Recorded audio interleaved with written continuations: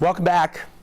It almost feels as though there is a confluence of events taking place here on the program tonight, because it's not unusual on a Monday night in Salt Lake City that a thing called Friendly Home Evening takes place at our pal Hillary McDaniel's house, and it is a wonderful gathering of musicians and folks who love music. And this evening here on our program, it feels like we've got a little bit of a mini Friendly Home Evening. This is the first time that these musicians have come together to play on this program, and it is my pleasure to introduce from early Successional, Sabra and Tamara. Good evening, y'all. How are you? Good. Thank you for coming. Excited to be here. Sounds great. Congratulations. You've expanded your group. Yes, somewhat. There's some trepidation on like commitment there, but we are now playing with a forced piece for a few shows. Especially our big show coming up is March 18th at the Acoustic Space.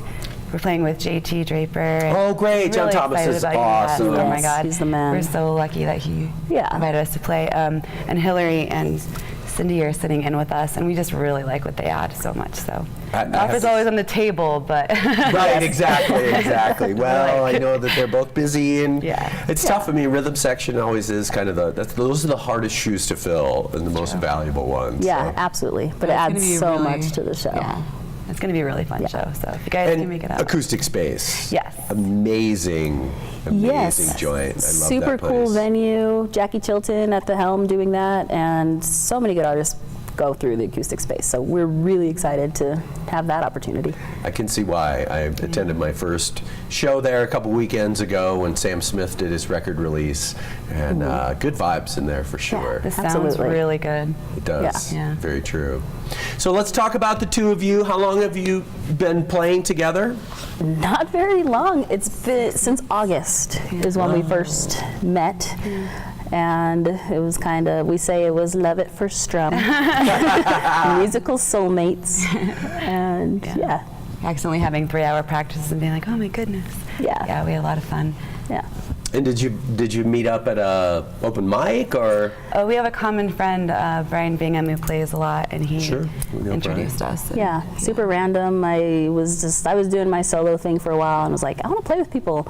Right. And so I hit up Brian, and he knew Sabra, and I was looking for a project, and it just really worked out. That's cool. And you really felt it the first time you got together? Yeah, like definitely the first time. Like immediately, we're like, yes, we're on the same page. This is good. Let's do this. Yeah. That's awesome. Talk a little bit about instrumentation. The mandolin sounds wonderful. You're doing some keyboards too. Talk about kind of that selection process and what, I'm always curious, like what song gets a harmonica, what song doesn't, like how does that work? Right? Yeah. I think that interesting enough, when we first started, it would just be in her, and I had like my set would be like a snare drum, and then I would have mandolin, guitar, and mandolin.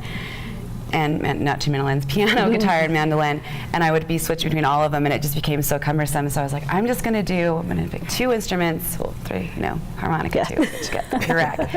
I'm just going to stick with them. And once we made that decision, we really needed something to fill in the rhythm and bass, and just makes more sense to have everyone wear their own hat and sure. Yeah. Sabra brings all the instruments to the table. I'm a one-trick pony. I play guitar and I sing, but playing with Sabra has really brought me along musically. Like just playing with someone else, and when we first got together, she's like, we need to harmonize. And I'm like, I don't harmonize. I don't know how to do that. So we just really kind of pushed each other, and she's awesome because she's often doing like 3 things at any one time.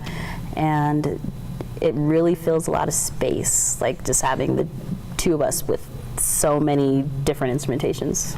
It's pretty cool. And are these songs that you've written together, I mean, are these all songs since you've gotten together, or any of these legacy songs that either of you wrote? They're all legacy songs. We've taken them from, so they kind of have the songs that we've been honing for years, like some of those songs I wrote like 6-7 years ago, and then over time, and kind of cobble them together, and then her contributions always just make them sound so much better. Yeah. And then with the drums and bass, and Hillary, or Cindy was doing that 3-part harmony, and that was really cool. So. Yeah, it did sound very nice. So it's really cool because they can come together like that. Yeah, they're like our own songs, and I write a song sitting in my room by myself, and then to hear it come to life in that way. And the songs evolve a lot, like over time, and so it's like you have the skeleton, and then we just keep adding to it. And is there writing going on now? Are you always writing? Is there? We're always writing. Yeah. Always writing. Probably Another Way to Die is the newest song we have in our mix, that first song we played. And then we have so much like old material between us that it's exciting because there's just so much to do. Like, And I imagine that having that rhythm section probably makes a different feel too when you come to the idea of writing. yes, absolutely. Yeah. Just- It's amazing to see how different musicians, I mean, I've played some of these songs with like 4 or 5 different groups, and how Right. different they are is really cool, because each person adds something and brings out a level of melody, and Yeah. you're like, wow, I didn't know that was there. That's so beautiful. Exactly. Like you hear one song one way in your head, and then you get in someone else's head, and they do it something else, and it's like, wow, that's great. Didn't even hear that. And I would imagine that process of sort of turning over your songs to different groups of people, a little frightful maybe? It can be. We've been through many drummers. We've had like, I mean, I've had Drama, songs, yeah. Drummer drums. Yeah. Just because, just finding the right person that fits the feel. You know, like Hillary's great here sitting in with us is awesome, but there's definitely a certain intimacy and like preciousness you have with your songs. It's like, don't ruin my song. Well said. you know? Yeah, sure. So yeah, there's some trust there that has to happen. Yeah, or if somebody like totally changes the feel, where you're like, no, that song doesn't have a disco beat. Right. You're almost like offended. But it's like doing their best. Yeah. Well, and I imagine that's probably part of the process too, is that if you do give over this thing that you've worked so hard on, and then it's like, whoa, no, that's not, we're not looking for that here. I want my song back now. Yeah. We're both of the more passive personalities, to where it is harder sometimes to be like, no, don't do that. We talk about your feelings. Like, Right. Yeah. I feel like you should not do that. Right. Yeah. Ever. Well, I suppose though, as kind of the partnership of the group, that's probably, I would imagine that's a good thing in terms of all the things you have to sort of navigate and negotiate in everything, in songwriting and gigging and booking and all the decisions that have to be made in your work.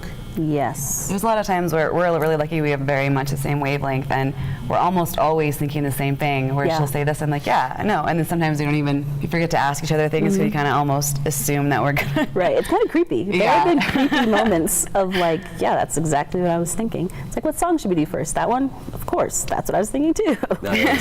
Yeah. So that makes it a lot easier for sure. Because I've definitely been in groups where that's not the case, and I'm sure you've played with people as well. That's just not the case. Yes, and it's the times that I've had that experience, it's almost sad in a way, because it's like, okay, I'm going to have to continue dealing with this unless I make a change. Yep. Exactly. Yeah. A tough process to get through, for sure. Yeah. So the 18th is Acoustic Space. Yes. Where should folks go? Online, social media, et cetera, et cetera? Yeah, social media is always good. Facebook. There are plenty of links to where you can get tickets on our personal Facebook page, the early Successional page. You can go to acousticspace.com. You can go to their Facebook. It's Well, we have to say big ups to Cindy and Hillary for Absolutely. being here as well. And of Yes. course, to the two of you, congratulations on Thank you. getting it up and running, right? That's always Yes, it's an thank exciting moment where you go, okay, we got a crew, now we can work on this and we can do stuff. Very That's exciting. Great. And you're going to come back and play one more. Yes. Yeah. Awesome. Thank you, you. Sabra. Thank you, Tamara. Thank you. All right, you guys, quick break. We'll be back. More music with Early Successional. Don't go away, because I love you.